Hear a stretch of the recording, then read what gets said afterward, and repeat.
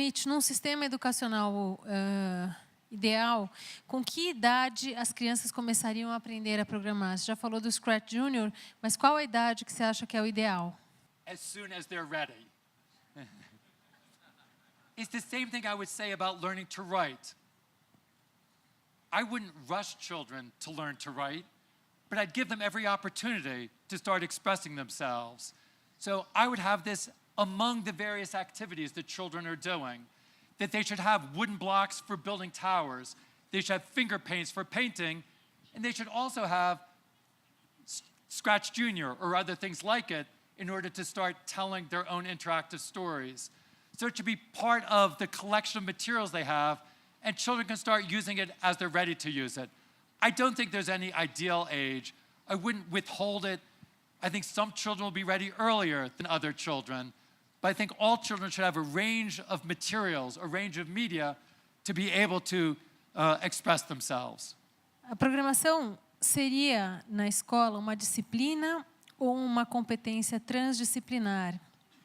E aqui entendendo que seria algo dentro do currículo mesmo, que habilidades os professores precisam ter para ensinar a programação?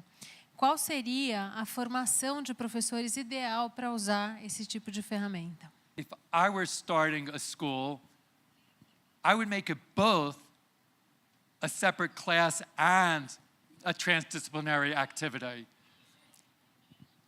I think there needs to be some special focus to help you get started, but then you would make use of it throughout all of the different disciplines.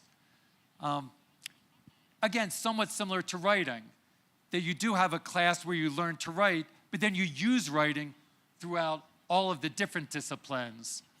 I think as far as what type of special background the teachers would need to have, I think the teachers need a little bit of background just to get started working with programming, but I don't think they need so much background, and I think they can continue to learn with the children. Now, that might seem scary to some teachers, but I think this is part of the new mindset we need in order to bring new creative activities to the classroom. The teachers should be learning along with the children and have older children helping younger children, and there's a whole community that can work together with one another. We see this in the computer clubhouses where we work. We have many volunteer mentors who come and work with the young people at the clubhouses. Many of the mentors have a much stronger background in art and music than in technology or programming, but they serve a very valuable role that they help the children learn to be expressive, and they help the children learn how to persevere even if they get frustrated, like all creative people need to learn to do. And if questions come up that they're not sure how to solve, they ask other people and they work on it together. I think over time, there will be more expertise in the society because I think we're at a difficult transition because as today's children grow up, and many children today are starting to use Scratch and Scratch Junior, when they become teachers 15 years from now, 20 years from now, they will be in a better position to help support it in the schools. In this transition time, I still think we can introduce it, and teachers can learn the basics in a workshop, and then continue to expand their knowledge as they work with their students. Que habilidades necessárias ao programar ajudam as pessoas a estarem mais prontas para as demandas do século 21? When we talk about what children learn in programming, we sometimes divide it down into three big categories. The first category is concepts that they learn. So they learn concepts like variables, as you saw in the story with Andrew. They learn concepts like, conditional expressions, which are important in computers and math. So they learn some specific mathematical and scientific and engineering concepts. And that's what most programming courses focus on, but that's not what I think is most important. That's not what most connects it to 21st century skills. For me, the second category after concepts is what we call practices, or you might call it strategies. And this is, I think, what's, in my mind, very important. That as children program, they learn important design practices and problem-solving practices that I would see as 21st century skills. For example, they learn how to experiment and iterate, to try things out, and to make adjustments and revisions over time. And that's important not just in programming, but for all types of projects and problem solving. So experimenting and iterating is one practice. A second one is testing and debugging. And again, testing and debugging is very important in coding, but it's also important in all design projects and problem solving. A third thing they learn is reusing and remixing, how to build on the work of others. Again, that's useful in coding, but also useful in all design activities, how to build on the work of others. You shouldn't have to just think that you're doing this by yourself, but you can build on the work of others. A fourth practice is what we call decomposition, how to break complex problems down into simple parts. Again, very important in programming, but also important in all problem solving, to break down a complex problem into simple parts. So for me, these are some of the important 21st century skills that children learn through programming: experimenting and iterating, testing and debugging, reusing and remixing, decomposing and abstracting to make abstract ideas from simple cases. I would add to that the ability to persevere and persist in the face of frustration. That through programming, as with all projects, you learn how to be able to continue to work through even when things go wrong. So these are all some of the skills that you learn, some of the practices and strategies. Let me also mention a third category that I think is important in learning to program, but also useful in other things. We call this perspectives. And that's more about how people learn to see themselves in a new way and to see the world in a new way. That when children start to create programs from scratch, they start to see themselves as a designer. Now that's different than learning the skills to design things. It's about their own identity. And in my mind, it's very important for children to grow up seeing themselves as capable of creating and designing things. Too often when people interact with computers, they see it as something that someone else designs it and they use it.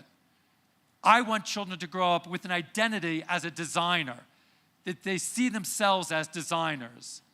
I also want children to have a critical way of looking at the world. When they see things in the world, they should think, how does that work? And when you start programming, it gives you a critical eye to start questioning, how do things in the world work? There was one 12-year-old boy, after making a Scratch project, he wrote a message to us and he said, now that I've worked in Scratch, I have a programmer's mind. I start wondering how everything in the world works. How does the car work? How does the toaster work? And in my mind, so for me, that was a great success. If he was starting to question how things in the world work, I think that's an important thing to learn. So I think those are some of the ways that I think learning to code goes beyond learning the concepts, which is what many people focus on. So too often, there's a lot of excitement now about learning to code, but too often, the focus is on learning concepts so you can get a job or a career. For us, it goes beyond learning concepts. It's about learning problem-solving strategies, seeing yourself in new ways, seeing the world in new ways, so that you can be an active participant in the society. As escolas que você conhece que usam Scratch são, em geral, escolas que já inovaram com modelos mais parecidos com blended learning ou são escolas regulares, normais? Right now, many of the schools using Scratch are what might be called early adopters. There's some of the schools and the teachers who are ready to try new things, who are somewhat more adventurous. Oftentimes, it's individual teachers, not whole schools, that a teacher who has found out about it and wants to find a way to bring it into her classroom or his classroom and is willing to take a risk to do it because it's not in the curriculum, but they think it's important for their students. So in many cases, it's an individual teacher who's willing to experiment and try new things, or a school who has a principal who wants to try new things and brings it into the school. But now I think we're at a transition point. We're starting to move beyond the early adopters. And in order to get it more into the mainstream, I think we have to get to a next level, to have greater support for helping a wider range of teachers learn how to integrate it into their classroom. For the teachers who aren't quite ready to take the risk and need somewhat more support. Also, we need to work with policymakers to add it to the curriculum so that it's not teachers who are defying the system to use it, but teachers who are fitting into the system by using it. As was mentioned earlier today, there are more countries and cities and states who are starting to bring coding into their curriculum, like England this fall, where it will become mandated in K through 12. So we'll start to see more people using it because it fits into the curriculum. So I think we're at a transition point now where it's starting to change from the adventurous teachers and the entrepreneurial teachers to moving more into the mainstream. But in order to make that transition, we're going to have to do a better job than before of providing support with teacher professional development and support materials so that teachers feel more comfortable knowing how to use it. I worry that in the beginning in England, when they try it, there'll probably be some backlash because there won't be enough support for it and it won't work well in some places. But that always happens in the beginning when you're trying new things. I think we all need to work together. And it's one thing, it would be great if we can work together here in Brazil as coding moves into schools. I already met many teachers here today who are already using Scratch, but I think a lot of them are those adventurous teachers. I think as we move forward, working with some of the foundations today, we can try to provide better support for more workshops and materials to make it easier for all teachers to be able to introduce these ideas into their classrooms. Já que você mencionou política pública, tem uma pergunta muito boa. Se você fosse escolhido ministro da Educação, qual seria a sua primeira medida? The first things I would do would have nothing to do with coding, because they're much bigger issues to think about. Let me start by saying what my goals would be. So this isn't the first things, but I'll start with the broader goals. When I think about the way I would like to see schools in the future, I think about breaking down barriers. I think there are too many barriers in schools. I talked about the barriers between disciplines, that too often children go to science class and math class and social studies class. I'd want to break down those barriers so that children can work on projects that cut across the disciplines, cut across the subjects. So I want to have a more project-based approach that cuts across the disciplines. I would also break down the barriers between the class periods. In too many schools, there's 1 hour for this, then 1 hour for that, then 1 hour for this. The types of projects we want to work on are very difficult to do in 1 hour. Even though there is the activity called Hour of Code, you cannot generally really work on a project in an hour. You can just get a taste. So if we restrict to an hour, we'll just answer exercises. We won't work on projects. So I changed the timing in the schools to allow larger periods of time for working together. I'd want to break down the barriers between inside of school and outside of school, because I'd want children to be able to start work on projects that they can use in their everyday life and to be able to be inspired by issues in their community and to work on those issues inside the school. I would want schools to be open all day long so that even after students are finished with the school day, they can stay there and work on projects and be involved in activities. Now, I know that there are many challenges in doing this. I've been to some schools in Brazil before where there's several different sessions during the day, so I know that students couldn't just stay all day and work on different projects. So there's economic and practical and administrative issues that would make it difficult to bring about these changes. But that would be my goal. I would start to think about how can we break down those boundaries, the boundaries between disciplines, the boundaries between class periods, the boundaries between inside of school and outside of school. Also, break down the boundaries and barriers between ages. I would encourage more students of different ages to work together. Referring to the question before about how can teachers be prepared, well, we should have older students helping younger students, and both would benefit. The older students would benefit by helping younger students to learn, and the younger students would benefit by having more people teaching them things. So I try to have students learning. We've seen this at our computer clubhouses after school, how students between 10 and 18, they all benefit from each other when they're mixed together and learn from each other.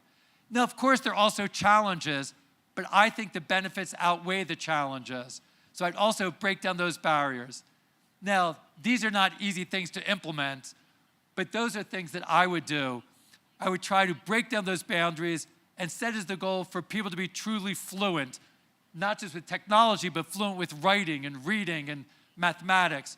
So not just learn a bunch of disconnected facts, but to be fluent so they can express themselves through projects. Diversos países. Does anyone want to start that school with me? So maybe we can work together.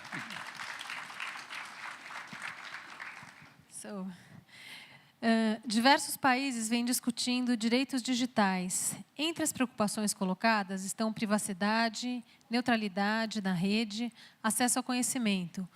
Como essa iniciativa se insere nessas discussões? No Scratch.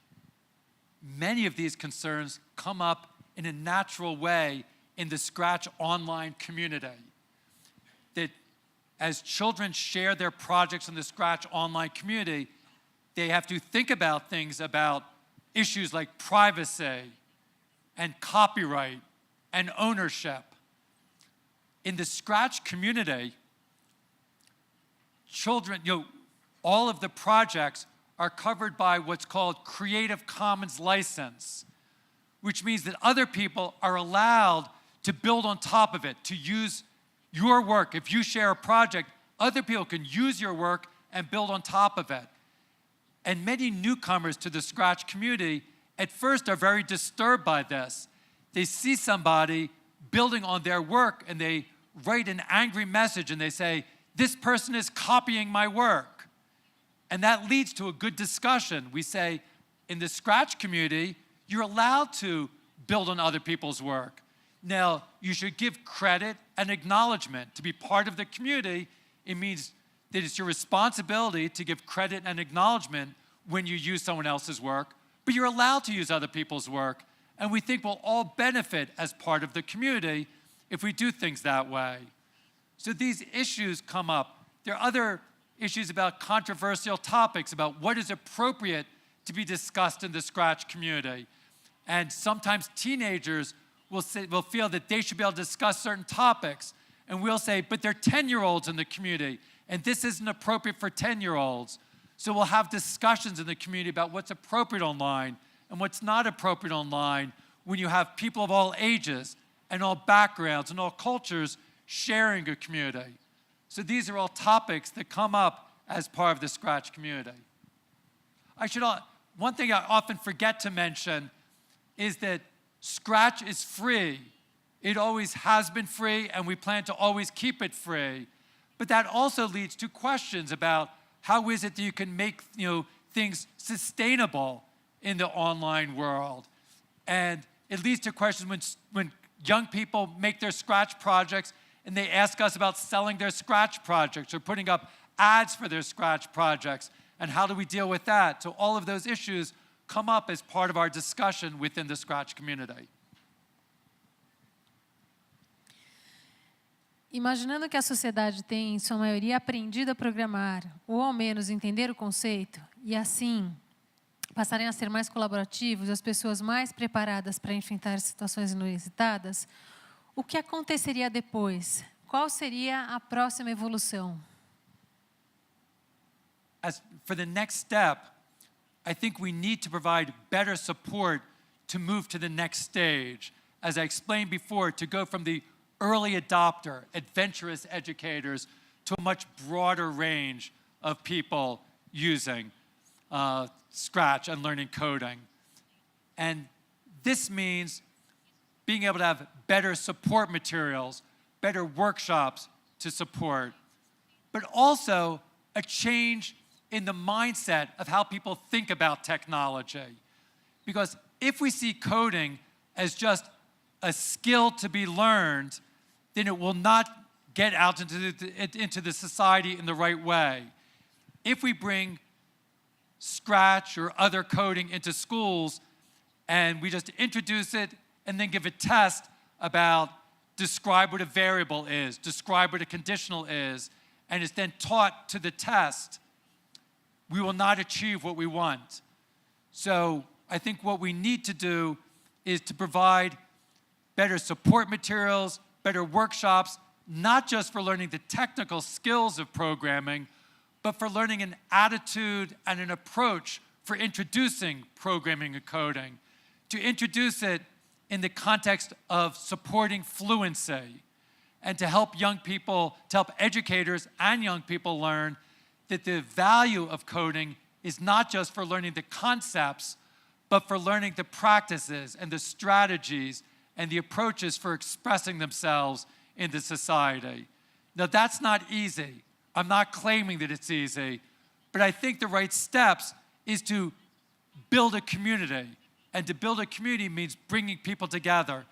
So in the United States, one approach we're taking is, in Boston, we have a meetup every month at MIT for educators in the Boston area who want to share ideas about Scratch.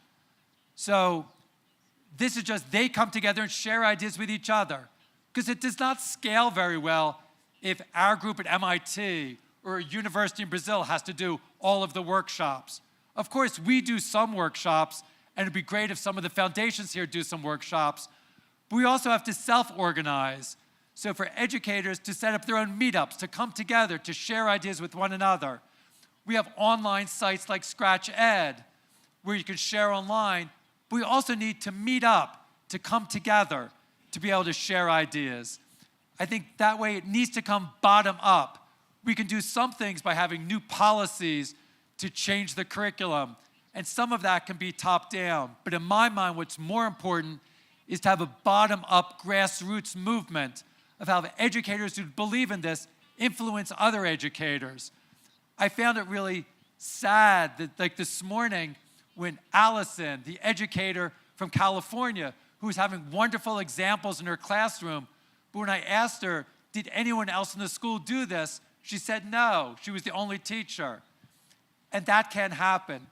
Once when we have a teacher who has success and enjoys and sees the value of this, they have to spread the word to other teachers. And I do see lots of examples of this happening. In the United States, there's a whole movement called Ed Camps, where teachers come together for meetups and share ideas with one another. We see more online courses, not just run by universities delivering expert advice from professors, but online courses that are peer-to-peer, where educators share ideas with one another. So I think we need more things like that, where we help lay the foundation for educators and parents, for that matter, to share ideas and learn from one another.